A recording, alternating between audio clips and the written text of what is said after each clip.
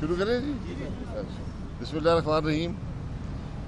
آج پھر ایک دفعہ نیب کورٹ میں میری بھی پیشی ہے، ایک اور مقدمے میں احسن اقبال صاحب کی بھی پیشی ہے،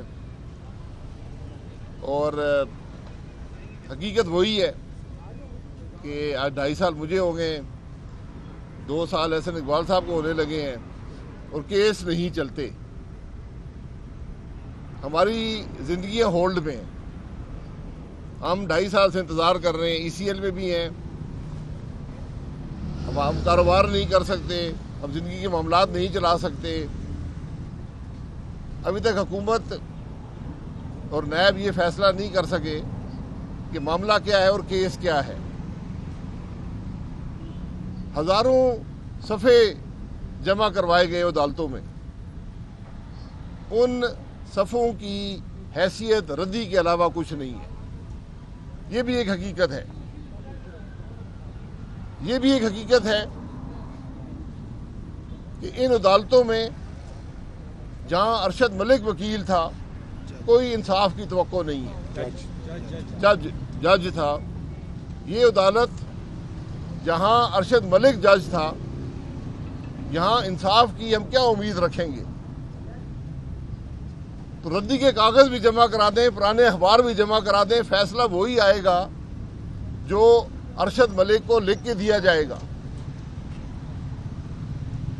تو جب انصاف نہ رہے،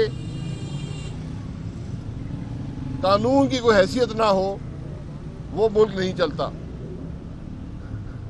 جہاں پر وفاق صوبے پر حملہ آور ہو، صوبے کے اعلیٰ ترین پولیس افسر کو اٹھا کر لے جائے، وہاں پر آپ کون سے انصاف کی توقع رکھتے ہیں؟ کل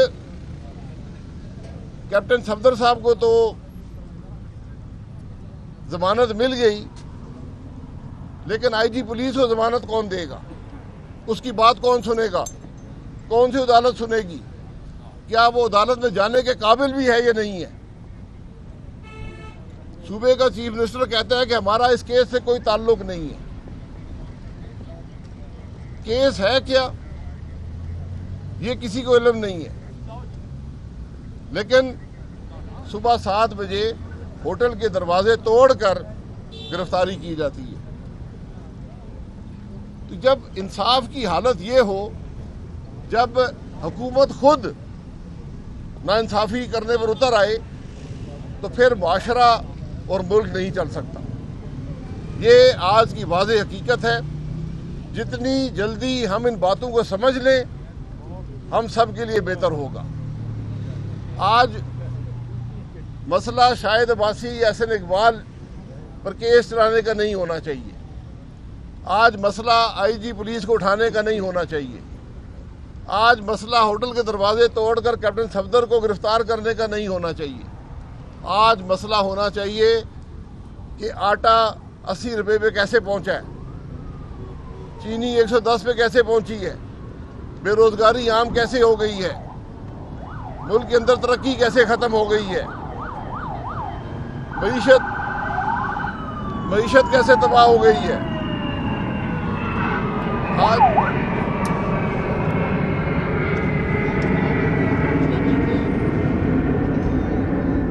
آج یہ ملک کے مسائل ہیں. پولیس کی گاڑی آتی ہے، سارے مڑ کر دیکھتے ہیں. تو جب یہ ملک کے معاملات ہوں گے تو پھر کیسے چلے گا معاملہ؟ یہ حقائق ہے آج کے. ایسا صاحب کوئی گل کر. بسم اللہ الرحمن الرحیم.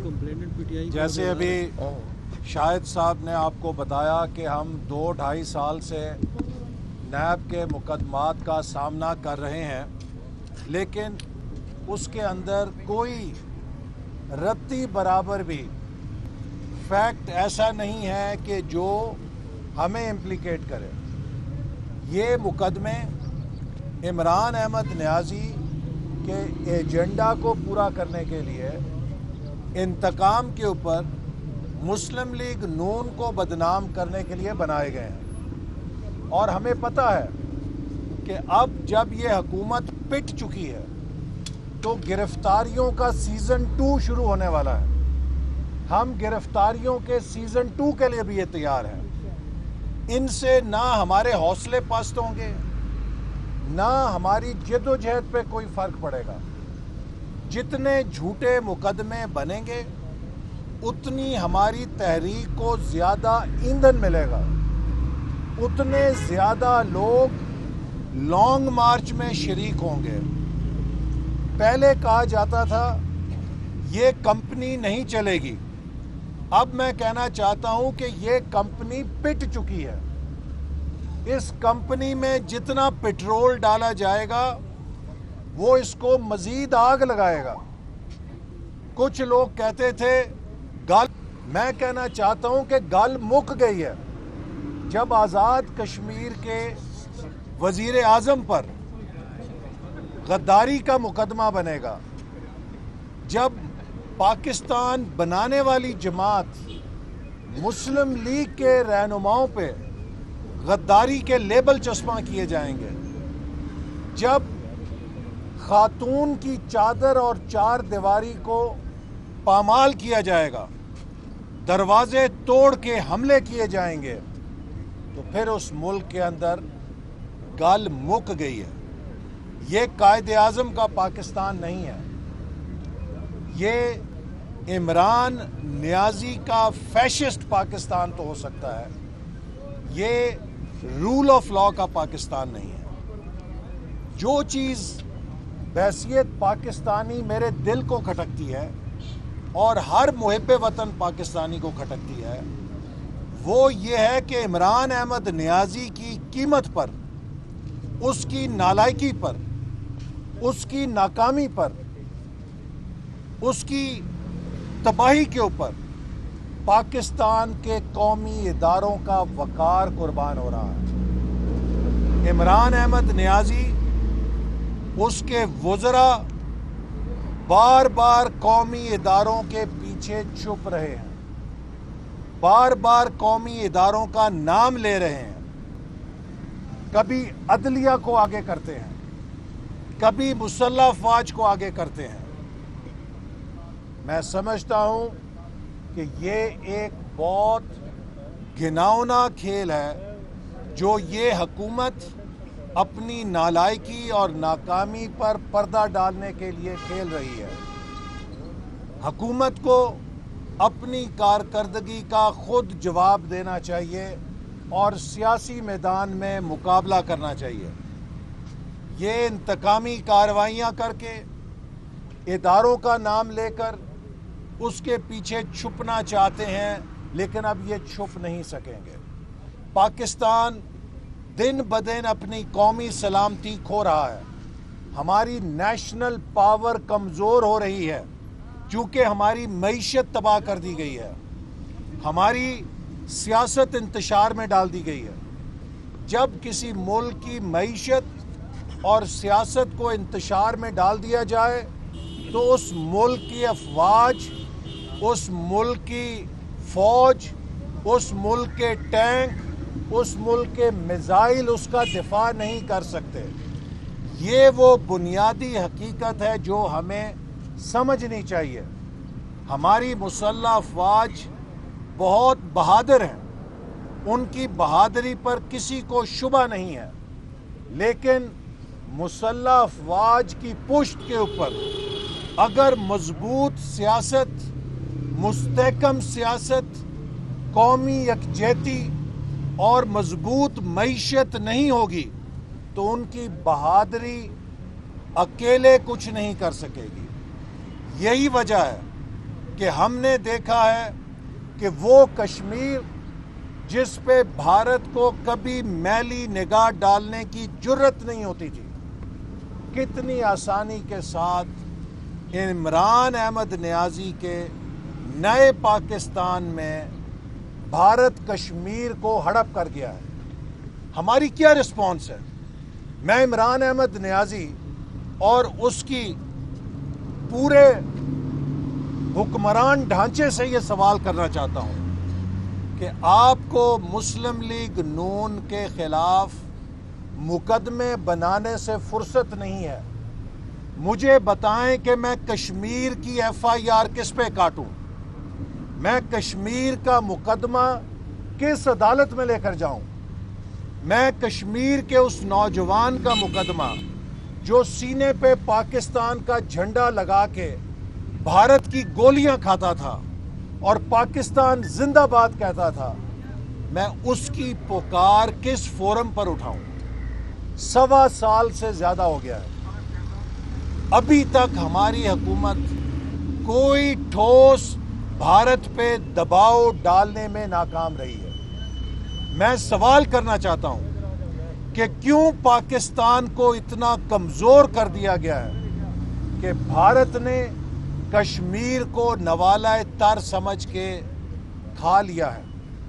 اگر صرف ایک اس سوال کے اوپر کوئی سوچے تو اسے دنیا کی کوئی اور سوچ نہیں آنی چاہیے، لیکن یہاں پر فرصت نہیں ہے۔ تمام اداروں کو جھونک دیا گیا ہے کہ آپ کشمیر بھول جائیں، آپ ہر چیز بھول جائیں، آپ مسلم لیگ نون کے خلاف کارروائیاں کریں۔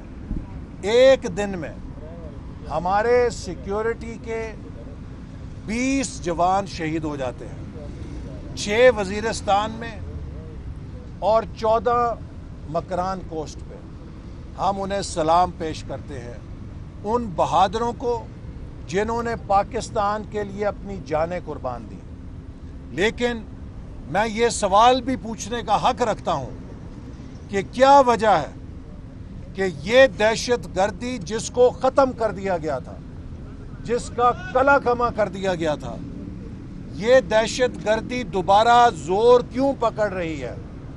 تو میرے بھائیوں، میرے بہنوں، اس کا جواب یہ ہے کہ وہ ادارے جن کا کام دہشت گردی کو شکست دینا تھا، انہیں سیاسی ایجنڈوں میں جھونک دیا گیا ہے۔ انٹیلیجنس بیورو 100% دہشت گردوں کی سرکوبی کرتا تھا۔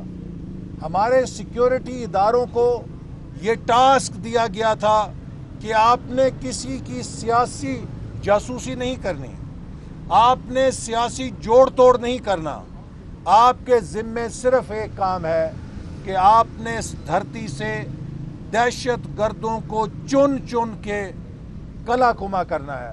اور آپ نے دیکھا کہ اللہ تعالیٰ نے ان انٹیلیجنس بیسڈ آپریشنز میں نیشنل ایکشن پلان کے ذریعے کتنی کامیابی عطا کی۔ آج نیشنل ایکشن پلان کو ایک طرف رکھ کے نیشنل وکٹمائزیشن پلان بنا دیا گیا ہے۔ قومی انتقامی پروگرام کے اوپر تمام ادارے لگ گئے ہیں، جس کا نتیجہ یہ ہے کہ دہشت گردی دوبارہ سر اٹھا رہی ہے۔ ہمارے سیکیورٹی فورسز کے جوان اور افسر دوبارہ شہادتیں دے رہے ہیں۔ یہ وہ خطرات ہیں جن کا ہمیں مقابلہ کرنا ہے۔ پاکستان ساؤتھ ایشیا میں سب سے پیچھے چلا گیا ہے۔ 22 کروڑ کی آبادی میں 2/3 نوجوان ہیں۔